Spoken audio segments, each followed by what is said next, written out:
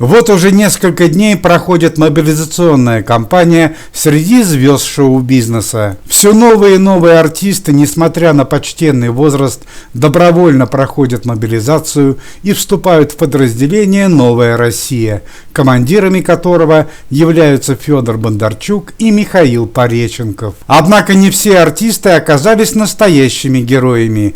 4 из 50 дезертировали из отряда, а некоторые из них даже покинули Россию. В связи с законом Российской Федерации об уклонении от военной службы Владимир Винокур, Михаил Пореченков, Дмитрий Певцов вместе с надзорными органами арестовали сбежавших артистов и депортировали их на родину. В частности, кумир молодежи, рэпер Тимати, который до последнего момента кичился своим патриотизмом, в последний момент неожиданно сбежал в Узбекистан. Звезду рэпа арестовали сегодня утром в бывшей Советской Республике на собственной вилле в компании 2 молодых моделей.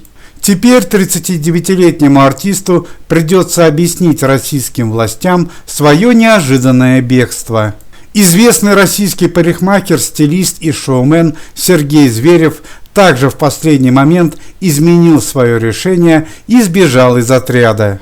Звезда была в шоке, когда сегодня утром сотрудники полиции явились домой к артисту и потребовали его вернуться в военкомат. Сбежал из подразделения и легенда 90-х российский певец Шура. Артист неожиданно заявил, что является пацифистом и был арестован вчера вечером в своем московском офисе.